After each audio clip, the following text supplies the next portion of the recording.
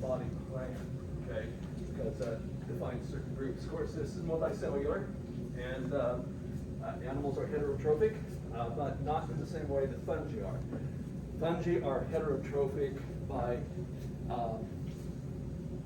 bringing in food from the outside. They secrete they secrete digestive enzymes and then reabsorb the digested products back into the body. Here, an animal is by ingestion instead of absorption. And so there is a digestive chamber that the animal's body surrounds, and they bring something into that chamber and release digestive enzymes into that chamber and break it down. Okay, the chamber is actually technically continuous with the outside world. And so really food products, digestive products, really don't enter the body until they leave that chamber and move into the circulatory system of the animal, if it has a circulatory system. So that's ingestion. Carbohydrate is, instead of starch, excess food is stored as glycogen. And we could, now notice I don't have any double stars up there, okay? But for this part, carbohydrate reserves as glycogen, you could go ahead and count that as a synaptomorphic because it's pretty unique for animals. Okay, and unlike plants or algae or fungi, there are no cell walls. So it's just only extracellular matrix that happens to be on the outside of the plasma membranes. And I will be counting these a little bit later as apomorphies. Subgroup of animals have special types of tissue that can conduct electrical signals, namely nervous tissue, and that can contract, called muscle. And I'll come back to that later. The life cycles of animals are diploid. Okay, the major animal is diploid, and the only haploid part of any animal life cycle is the gametes. Animals don't produce spores. The only reproductive structure they have are gametes. Okay, now here I am putting as an apomorphy that they have a special type of adhesive proteins that hold together sheets of cells. So the plasma membranes of adjacent cells are held together by these junctions. And so these are proteins, so adhesion proteins. And in a lot of animals, especially vertebrates, these are called tight junctions, and I'll come back to tight junctions a little bit later on.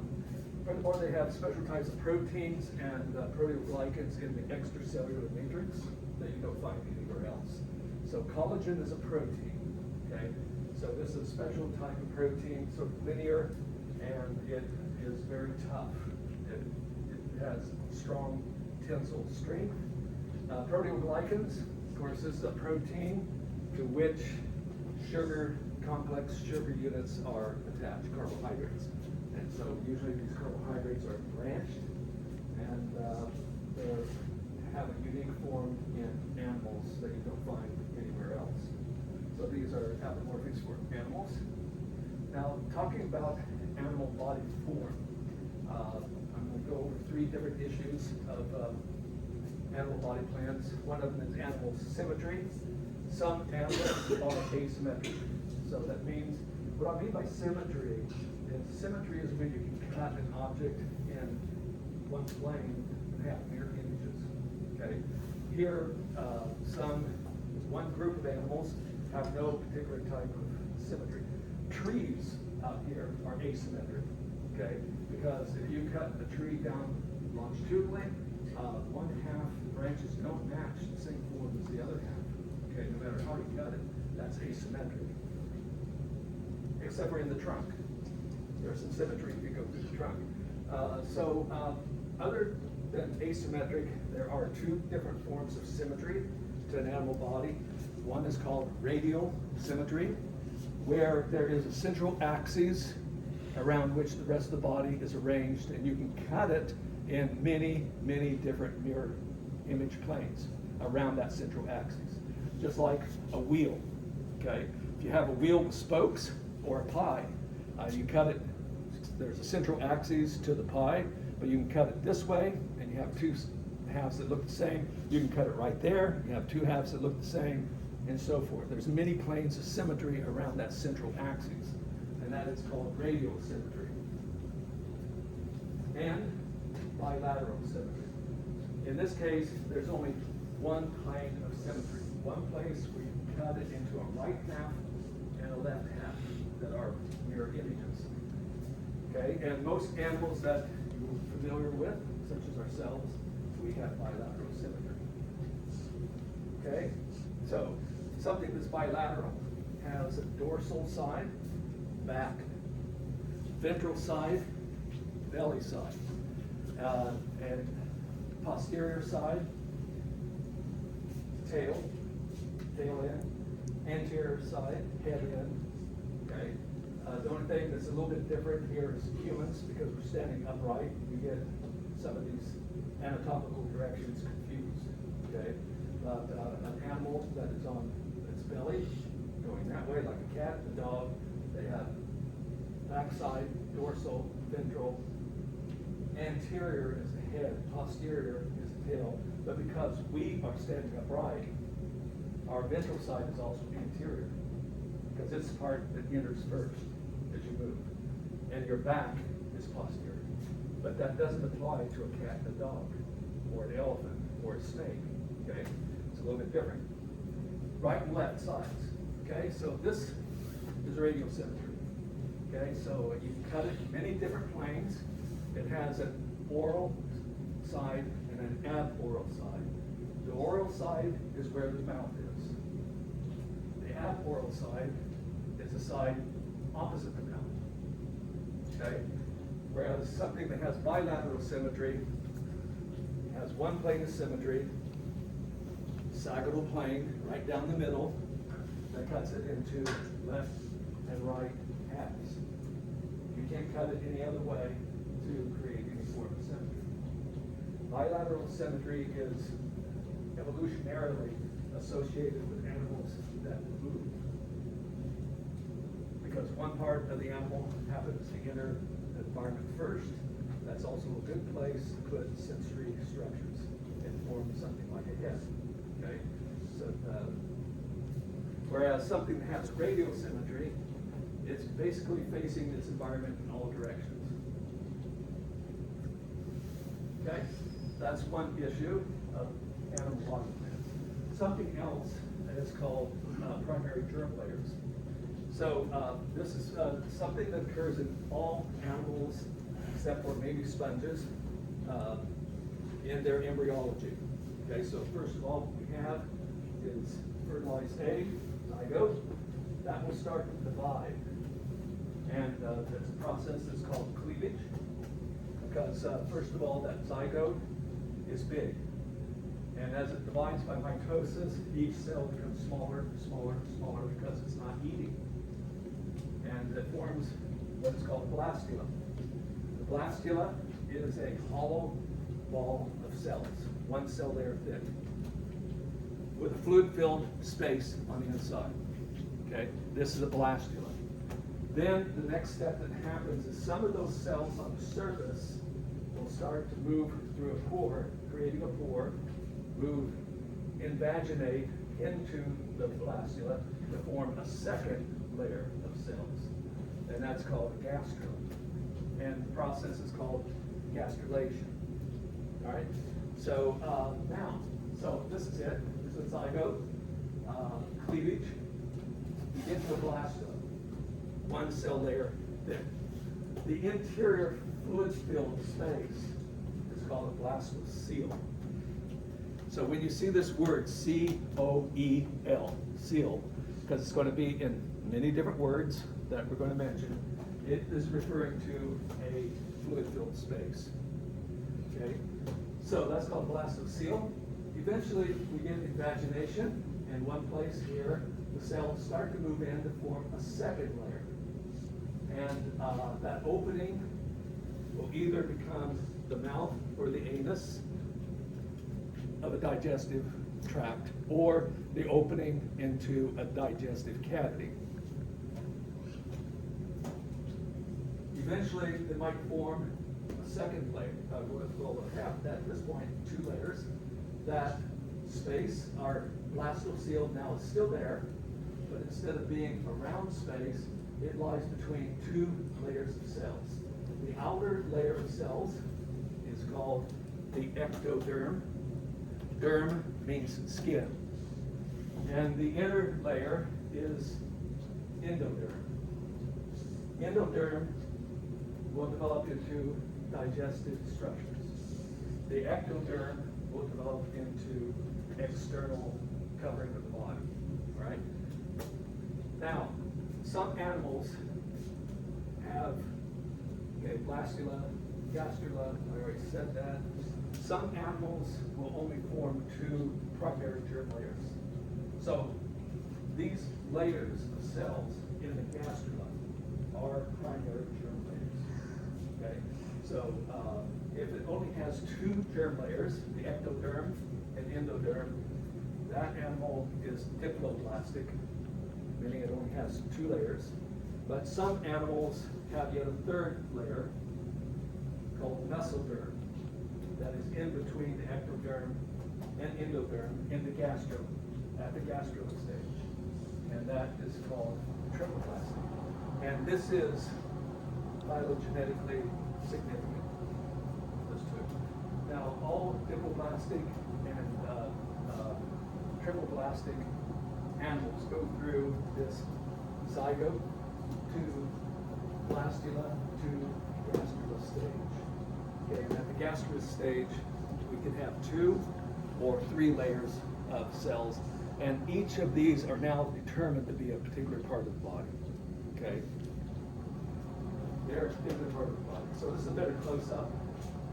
This process of division between zygote and the blastula is called cleavage, and gastrulation is when these cells start moving in to form the second layer, and they may, between the yellow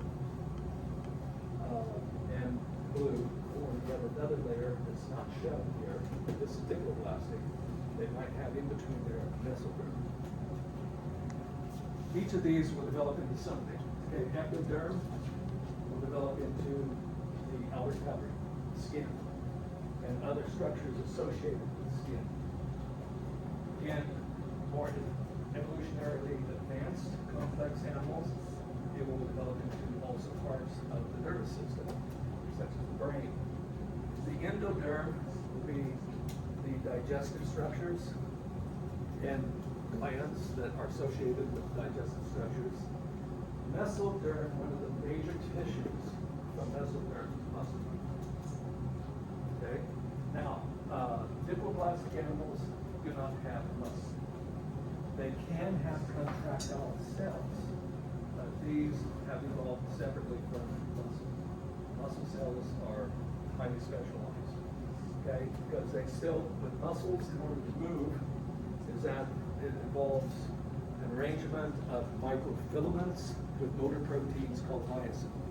And later, when we get to the physiology of muscle, we'll look at that. That is already, those types of structures are already in other organisms as parts of their cytoskeleton. So we evolve from that. Okay? A third issue with body plans is something called a body cavity. Okay? So this is a fluid-filled space that is between endoderm and ectoderm. Okay, it is not the space that forms the gut or digestive system.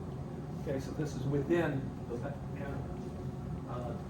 The lumen of a digestive tract is continuous with the outside. So we're really sort of like donuts. And even though one might think that when you take and eat your meal, it goes into your digestive tract, that food is in you, technically it is not. You are surrounded. It's still on the outside. If you don't believe me that you're a donut, take some floss, swallow one in, tie another end into your tooth, wait for a couple of days, and you can, it'll come out the other end. Right? So it's not in you yet. So this fluid-filled space, however, is between endoderm and ectoderm. So this is only true of animals that have bilateral symmetry and are triblastic. So body cavities don't exist in diploblastic animals. Okay, it's only for bilateral ones. Some can be acoelomate. So this coelom, C-O-E-L, as I said, that root means fluid-filled space. So acoelomates, they're solid all the way through. So if you took a needle and drove it through into the digestive tract, it would pass through tissues of ectodermal origin, through mesodermal origin, through endodermal material into the gut space without hitting any sort of fluid-filled space. It's solid all the way through. Okay?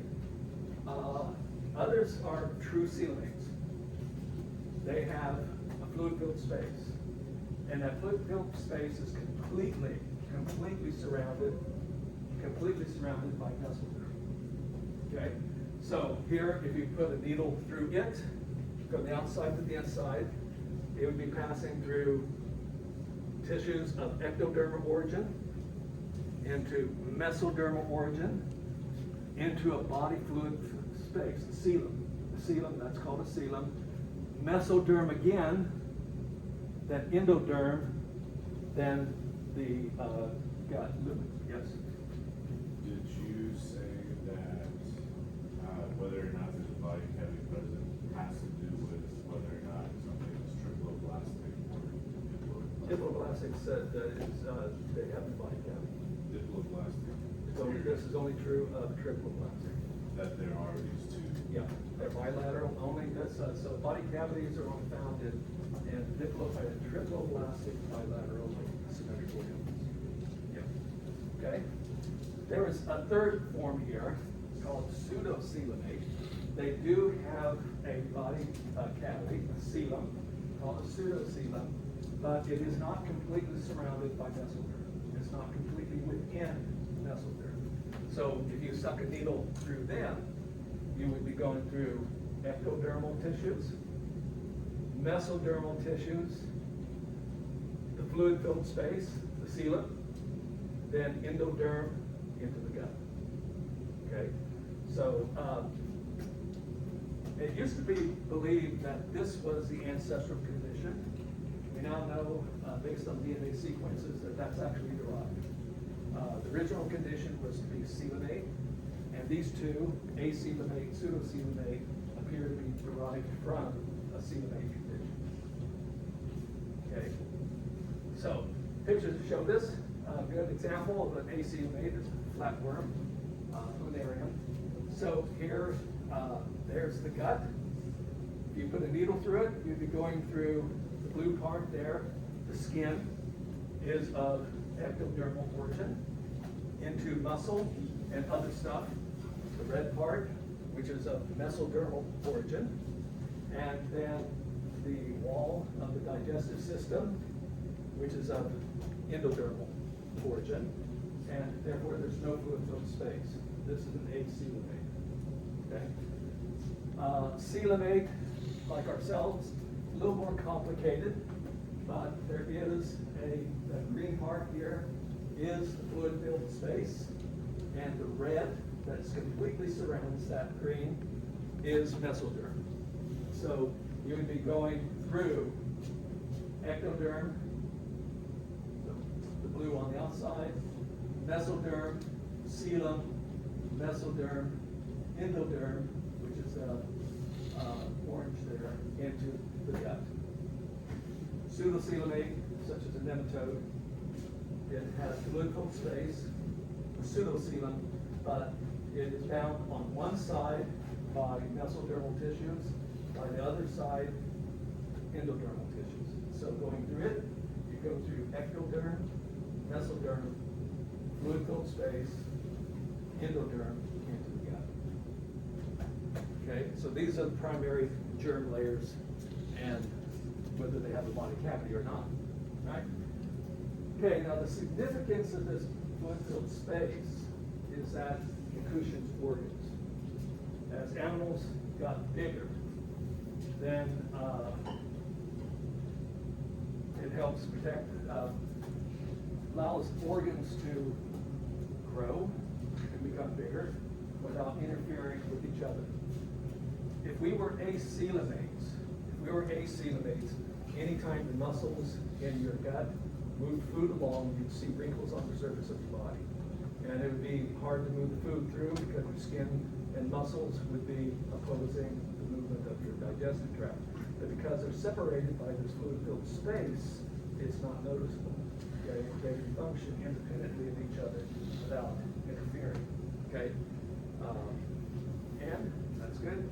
For some soft-bodied animals, it serves also as a hydrostatic skeleton. Okay, for example, how many bones do you find in an earthworm?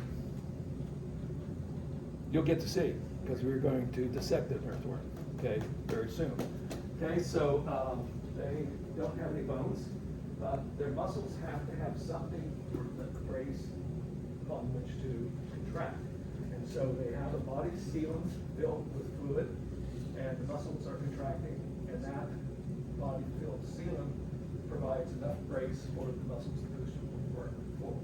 Okay, it works for something small. For something like us, it wouldn't. Okay, we have to have something extra. All right. Okay. So those are the issues now, the phylogeny and the major groups here. Right. So we'll start with porifera. These are called sponges. They used to be thought to be plants at one time, long ago. We know that they are animals, but they don't move too much, all right? They don't have any true organs or tissues. They're sort of at an area where they're between multicellularity and unicellular, because you can take, there's cellular differentiation here, well, they are multicellular, but they're not tissues, okay? You can take a sponge, force the cells through a sieve, and separate all the cells, and throw them in different piles everywhere, and they will all manage to come back together and form a sponge, okay? They can do that. You can't do that with other animals, okay? They're asymmetrical. So this is the only group that has no symmetry. Anthropomorphy is that these are filter feeders, and the way their filter feeding works is with an internal aquiferous system, which I'll explain in a moment. The body wall is filled with holes, little pores, and they have ciliated or flagellated cells that beat to create a water current to bring water in through all those pores. And cells capture any sort of bacteria, eggs of other animals, and other small organic debris, and take them in and digest them intracellular. They have no digestive system. Okay? And then they digest everything in lysosomes, right? Inside of the cells, in lysosomes. And I'll show this here in a moment. They have an internal space that's called the spongiocele. Once again, C-O-E-L. But this is not inside of any sort of mesobiliary nectar. They really don't have those types of primary germ layers. So those primary germ layers does not apply to sponges. Okay? And something called a color cell, choanocytes, that have flagella, and these line the inner layer of the spongiocele and create the water current. I'll show you in a minute. Some of them can be big, and since animals don't have cell walls for support against gravity, these have various types of things called spicules.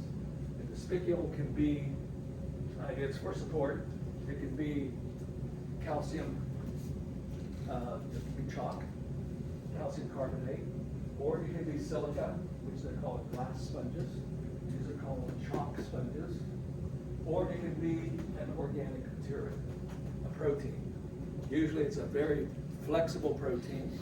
And it used to be that this particular group that had organic spicules formed commercial sponges. Okay, what they used to use. Now, the sponge you have at home, that's artificial. That's not a real sponge. Okay, but it's all off of these organic sponges. And those organic sponges is just spicules, nothing else. Everything else is gone. Okay, and they're still used like in car washes.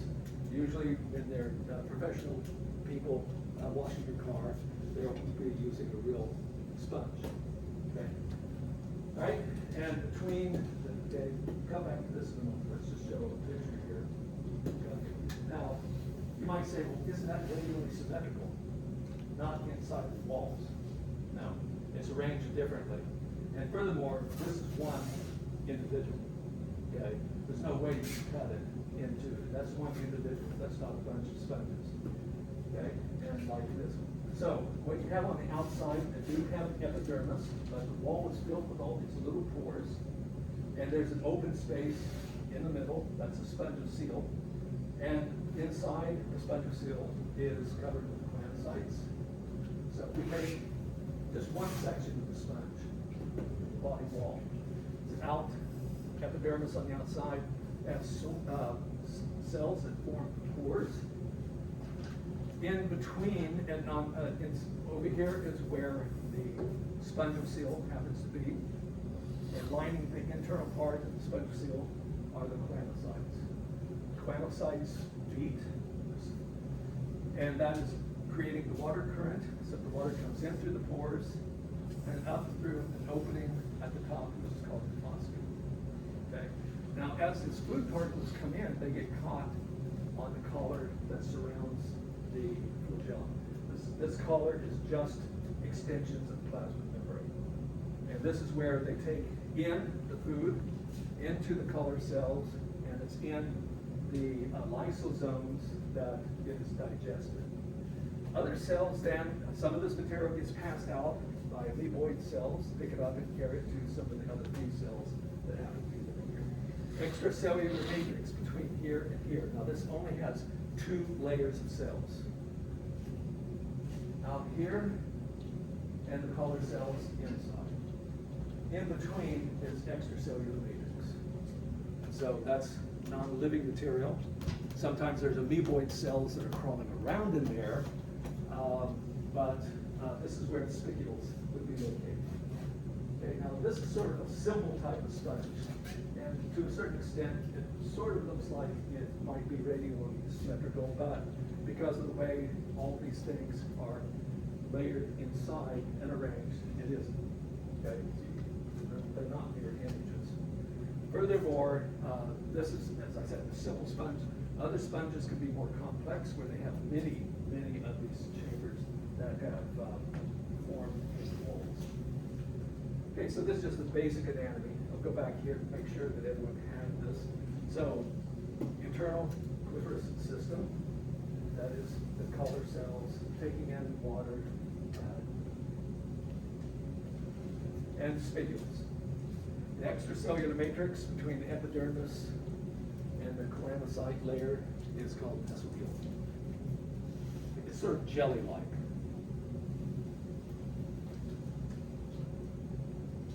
And that's all I want to say about that. So they're at the very base of the amplified function. So here we have peripherum with spicules and internal water system. The rest of the animals is called eumetozoa. Eu meaning true. Now animals can also be called, instead of animalia, they can also be called metazoa. It's just animalia is from the Latin. Metazoa is from Greek. Okay? So metazoa means animal. Eu means true. True. So we don't count the periphery as really, they're animals, but they are really different. So eumetozoa is the rest of the animals, and they have body symmetry of some sort. And so we have body symmetry, either radial symmetry or bilateral symmetry, one of the two. And they do have true tissues and organs. They also have true primary germ layers, namely ectoderm and mesoderm. I'm counting that as one thing.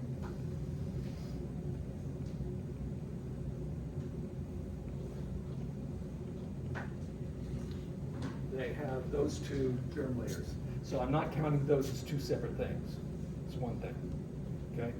So they have, not mesoderm, sorry, endoderm.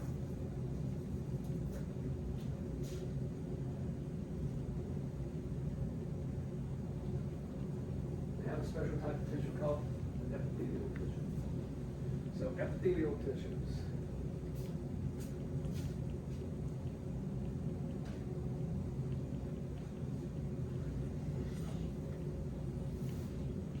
Epithelial tissues, I think I mentioned something about them in Biology 101A, but that was a long, long time ago, right? Okay, so epithelial tissues are special types of tissues where cells are close packed. No space between them, okay? Furthermore, remember those protein junctions I talked about? These are holding walls, or the plasma membranes of adjacent cells together, so that the cells form a sheet separating two different compartments, so that materials cannot move between the cells. They have to be moved through the cell. That gives the living cell selectivity, so that things can't just easily move from one side to the other. In non-epithelial tissues, they can. Usually the cells are far apart, and we have a lot of extracellular matrix, so that, yeah, freedom to move anything, can diffuse, but not across an epithelium. Okay, so epithelia separate compartments in the body. Furthermore, epithelial cells have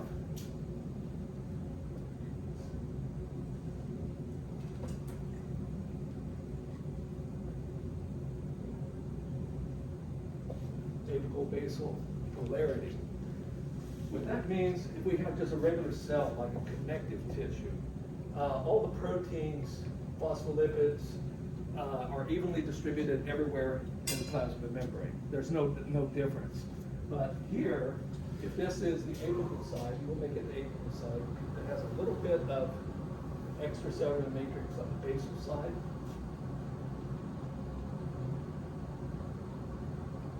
We can have different protein layers on the apical side than on the basal side. The two sides of the cells are polarized. They're not the same. They don't function the same way. Okay? So this is apical basal polarity. So this is a special type of tissue that you find all throughout human cells. And when we get into physiology, we find out for most of our organs, it's an epithelium that is the major functional part of that tissue, okay, or that organ, sorry. All right, so they're real important, okay? Nervous tissue, okay? We have a lot of abnormalities here.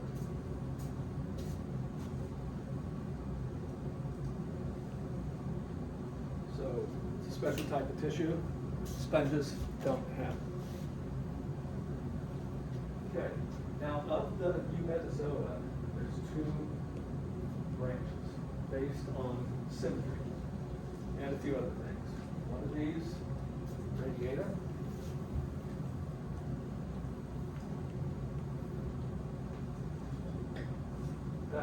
They are of radial symmetry.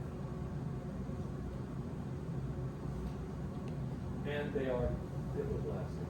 So I'm not putting that as an apomorphic because that's right here.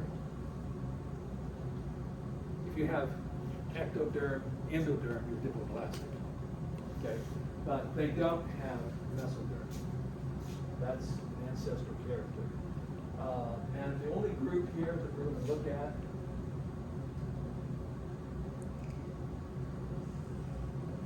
is a group called Cnidarian. There's others. Okay, there's other groups there, but we're only looking at this one. Okay, the other branch contains most of the other animals.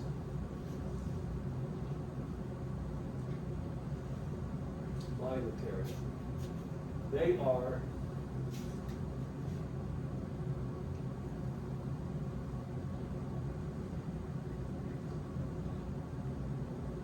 bilateral symmetry. Bilateral symmetry. Okay. And they have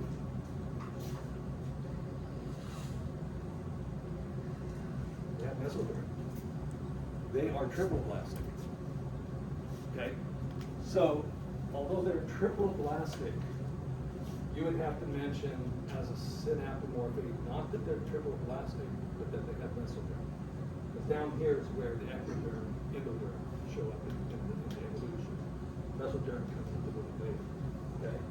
And so they have mesoderm. Now, I'm counting radial symmetry and bilateral symmetry as equally synapomorphic for the two branches. We use outgroup comparison, we can't polarize it.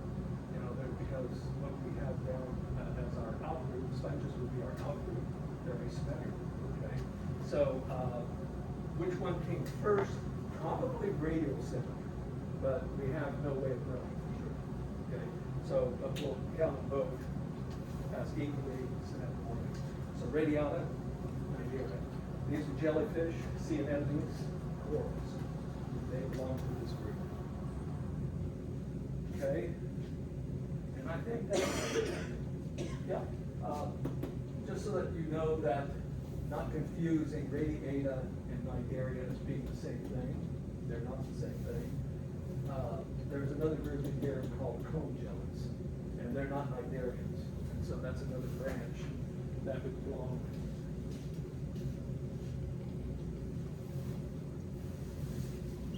But we're only going to be talking about Nigeria, not the cone jellies. Okay? And we'll stop here, because I'll go in further. This will take too much time. So we got to start. There's the base of the emerald tree. And let me show you a little bit of where we're going. Okay? As a prelude.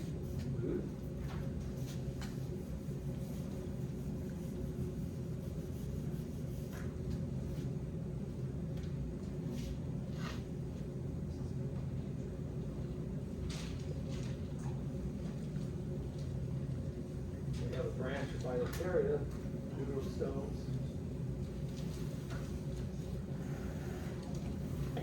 Protostome. And then this group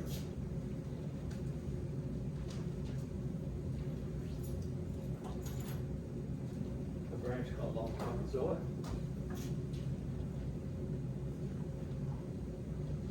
Ectozoa. Okay, that's where we're going, and there'll be other things up here, two things there, this here, Deuterostomia. We're going to be over here.